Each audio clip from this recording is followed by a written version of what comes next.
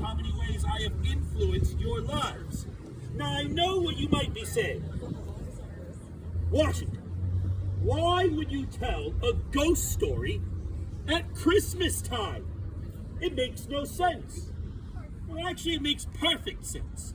We do a lot of things at Christmas time. We put up Christmas trees, we decorate them, we wrap presents, we put up stockings with gifts on the inside, we hang wreaths, we sing carols, we send cards, we have dinners together.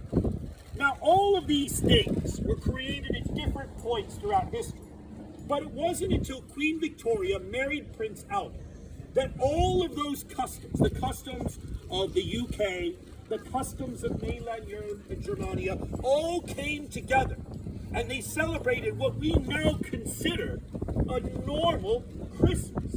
But not only that, it was the first time that photographs could be taken. It was the first time photographs could travel the world, because the transcontinental cable had been laid across the Atlantic.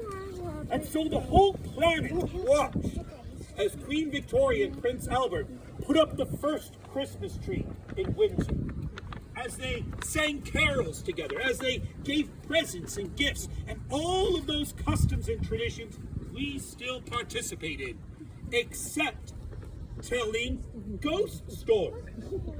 Now, ghost stories were a very important part of Christmas time. Consider what we're doing now, the Charles Dickens Festival. Perhaps the second most famous Christmas story ever, next to the original one. But the most famous Christmas story ever put down in a modern book. And what's it about? Ghosts. Ghosts visiting and haunting a man. And even recently, there are famous Christmas carols that have the line, there'll be tales of the glories and scary ghost stories from Christmases long, long ago. And that's because before there was ever a time called Christmas, there was always, and ever had been, the winter solstice, the longest, darkest night of the year, a time in which it is universally thought that the world of the spiritual and the world of the physical blend together. And that's why so many ghost stories that you hear begin with the phrase, on the darkest night of the year, on the longest night of the year. Well, that's only one night of the year, the solstice. This year it will be December the 21st.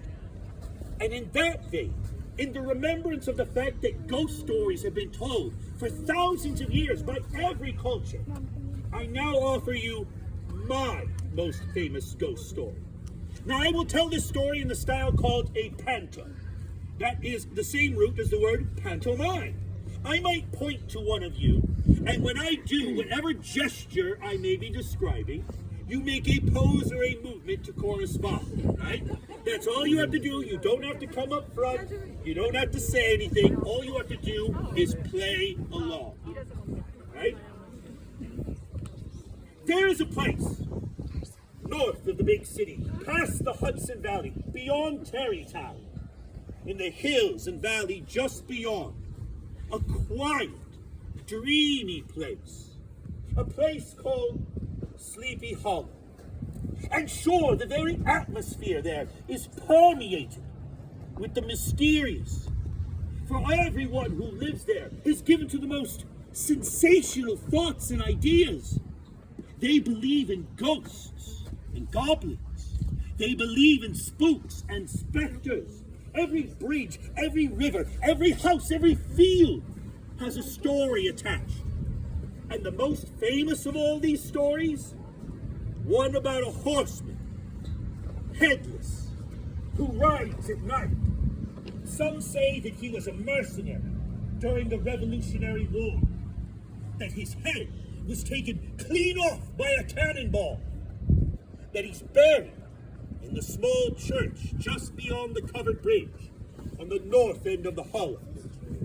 Certain scholars say that he issues forth every night off to the scene of that grisly battle, ever and always in search of his missing head, and always and anon in a hurry to return to the graveyard before the first light of day touches the stones. This is the general legend of the Headless Horseman of Sleepy Hollow. Now it is into this world, these people, these beliefs, that we meet our hero, Ichabod Crane. Ichabod Crane was an odd-looking man. He was most loosely put together. He had arms that stuck out a mile past his sleeves. He had shoes that would better be suited as shovels than for feet. His head was tiny, flat on top, with a long sniped nose, giant ears, and huge rolling green eyes. Why, when he turned his head to the side, you might think it's a spindle on some weather vane on top of a barn. And indeed, to watch him lope through the fields on a windy day, one might say, there goes some farmer's scarecrow escaped from his field. Ichabod tarried in Sleepy Hollow to instruct the children, for he was a most worthy wit. He had read several books clean through. His favorite, a New England history of witchcraft, a text in which he firmly believed. For Ichabod had a voracious appetite for food, but it could only be matched by his capricious swallow for all things dark, mysterious, and macabre. There was no tale too grotesque that he did not delight in its taking. And indeed, as he stayed in the homes of the students whom he taught, a custom of the country at the time, he would pass the long hours in the winter by the fire with the old Dutch wives, listening as they would tell all the tales about the hollow.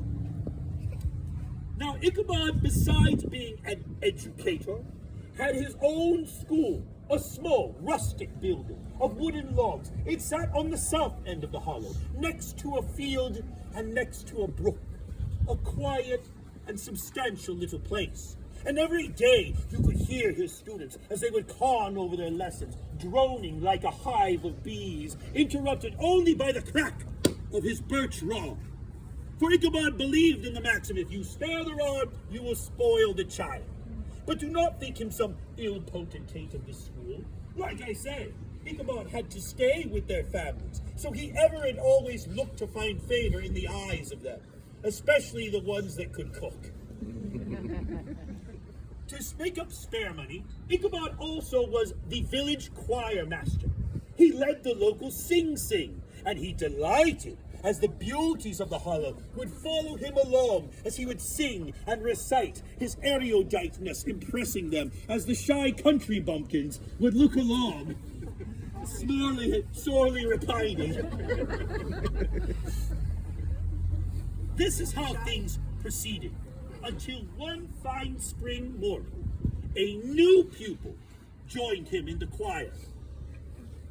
Katrina Van Tassel, the daughter and only child of Baltus Van Tassel, the most substantial farmer of the entire hollow. Katrina was universally known for two things. One, her great beauty, and two, her vast expectation of any man who would court her.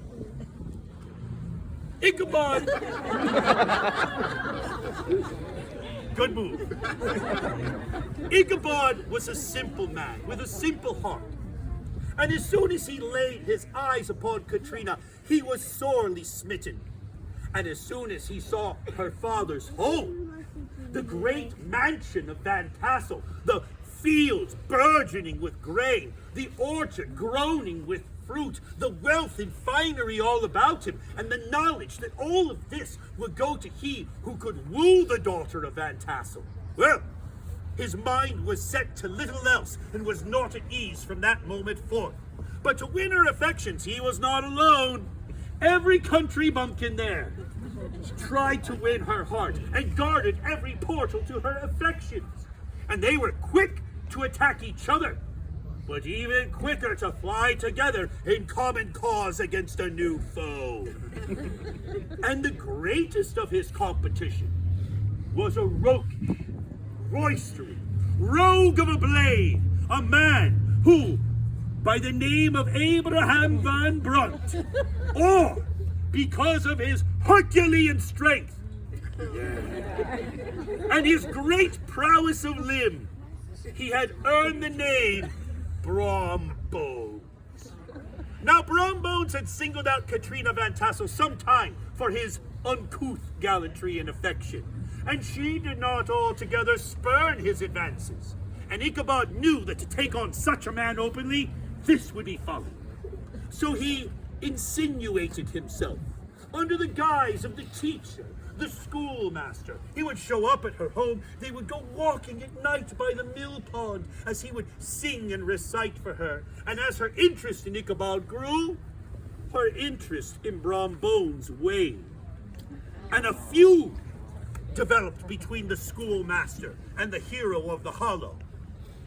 He would scarce leave him be. Why, Ichabod would walk through town and Brom would kick his feet out from underneath him. He would knock his books from his hand. And every Sunday, when Ichabod tried to lead the choir, he would make every dog in the street howl.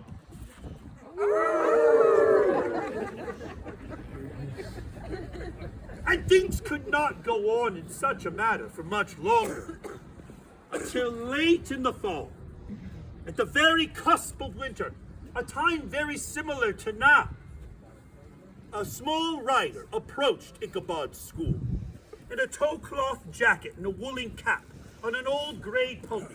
He rode up to the front door, knocked, and presented Ichabod with an invitation.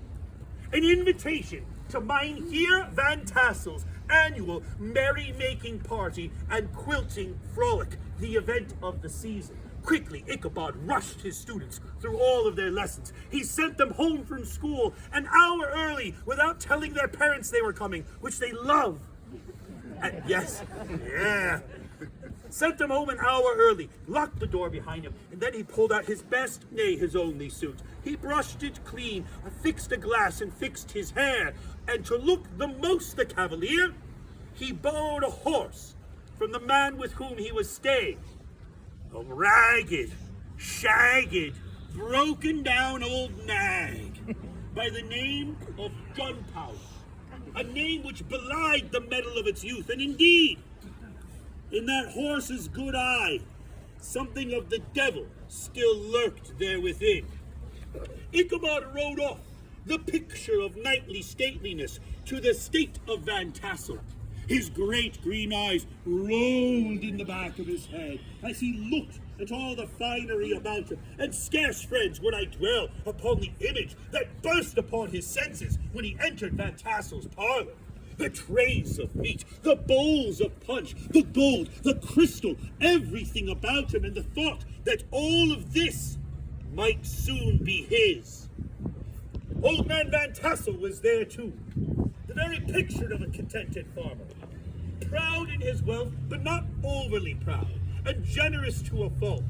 He told everyone to fall to the tables and have out, and the feasting occurred. And after the feasting was finished, then, my friends, the dancing began. Ichabod prided himself on his dancing. Let's see a dance.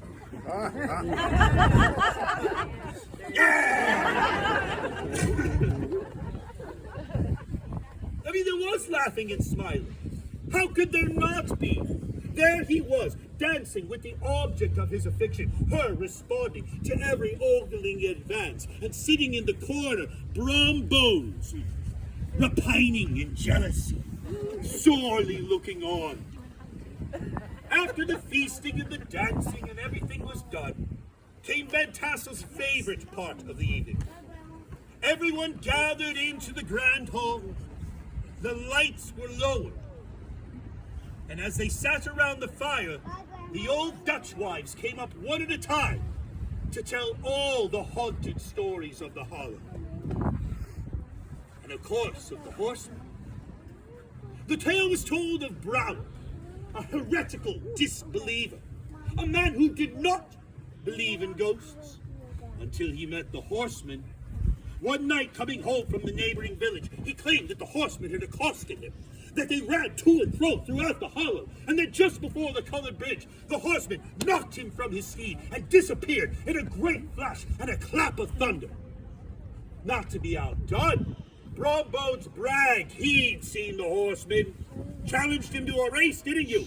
I did. You did, and you would have won too, wouldn't have you? I would have if They I didn't would have a have. rock. But just as they approached that same bridge, my friends, he claimed that the horseman stopped, reared in his stirrups, and in a flash of green shot off into the night sky. All of these stories, they sunk deep into the mind of Ichabod. At the end of the storytelling, the old farmers put their wives on their wagons with their children and rode off over the hills. Young beaux gathered their lassies on the back of their swains for just another moment before they had to take them home. And only Ichabod lingered behind. He wanted to have a private meeting, a tete-a-tete, if you will, with Katrina Van Tassel. Now, what was discussed during this meeting? I cannot say, my friends, for the truth is, I do not know. But I do know this. He emerged shortly thereafter, dismal as the night was itself. He did not look left, he did not look right, he did not even look up from the ground. He walked to the barn, roused Gunpowder from his sleep, and began the long ride home in the dark of night. The night was very dark. It seemed to grow darker around him still. Why, the very stars receded away into the inky blackness, and the moon had been covered by the pally hands of the clouds. Ichabod began to panic in his loneliness. He started to whistle a psalm tune to himself to keep the fear at bay, when suddenly his horse stopped, nearly throwing him. And he realized he was in that spot. That very spot where all the stories began. Ichabod began to panic, so he kicked Gunpowder in the ribs hard. But the old horse, it did not go straight. He jumped off to the side, crashed right into a fence, so Ichabod pulled the reins the other way, and it crashed to the other side of the road, smashing him into a barn. Ichabod kicked the horse half a dozen times in the ribs, and that old nag shot right off through a thicket, briars tearing at his clothes and his hair. It was all he could do to get the horse to stop, and when it did, in a clearing adjacent to the road, he saw up on the hill a tall, dark figure, darker than the night. It was as if gloom had gathered itself up and given itself form. He pointed and called out in a shaky voice to the figure, "Who are you?" But the figure did not answer him. Mustering up all the courage he had left, he pointed again and he cried out, "Who are you?" Silence. Silence was his answer. Ichabod grabbed the reins of the horse and urged it onto the road, and thankfully the old nag complied. But just as he did, the rider, for it was in fact a rider, began to follow him out onto the road. Ichabod spurred his horse forward to leave him behind, but the rider sped up as well. So Ichabod slowed his horse to let the rider pass. The rider slowed as well, always an effort just behind him. And as he came down into a valley, he glanced up as the moon revealed the hill behind him, and the rider cresting the top. And he saw a man, broad-shouldered, wrapped in a cloak of night, a tall, dark, charcoal steed beneath him, and above his shoulders, there was nothing. There was no head. But worse still, his head was not gone. Oh no! His severed head hung from the pommel of his horse like some grim and ghastly trophy. Ichabod panicked, and off like a shot, his panic sent his horse running faster than its youth could ever provide. And behind him came the horsemen. To and fro they ran, clean through the hollow, stones kicking, darts flying, sparks with every step. Halfway through the hollow, the saddle came loose. Ichabod threw his arms around the nag's neck, holding on for his life as it was trampled beneath him by his chaser. He looked up, panic gripping his heart, but then he saw it. The bridge, the church, The stories flooded back into his... If I could just cross the bridge, he thought. Surely then I am safe. Spurred on by hope, he urged Gunpowder forward, the horse thundering through the bridge, loosening the boards with each step, and just as he crossed to the other side, he stopped. He stopped to turn and look. He wanted to see the grim spectacle he had been promised. He saw as the horseman reared his steed, stood aloft in the stirrups, saw as he reached down and lifted his own severed head high above his shoulders, and he flung it at Ichabod. It struck him right on the forehead, sent him tumbling to the ground below. And Gunpowder, Dark Horse, and Goblin Rider passed by him like a whirlwind of shadows. Now the next morning, the old farmer, he found Gunpowder out in the front yard, no saddle, lazily munching the grass. He took it back to the barn and laid out the breakfast, but Ichabod never came. The students gathered in their schoolhouse waiting for their master to arrive. But there were no lessons that day, for the teacher never arrived. And when the supper had been laid out, there was no Ichabod there. So an inquiry was made. An investigation was set forth. They found the broken saddle, trampled and burned. They found the prints of 2 horses, and what must have been a furious pace galloping through the hollow. On the far side of the bridge, they found Ichabod's hat on the ground, and next to it the shattered, broken pieces of what might be a gourd, maybe a pumpkin. They dredged the river. They searched the woods. Ichabod was never found. Now, the people of the hollow, to them the bridge became ever more an object of fear and superstition. They were convinced that Ichabod had been spirited away by the horsemen. Now, there are some people, they'll tell you that this is not true. Ghosts are not real. Ichabod isn't gone. He ran away in fear or shame.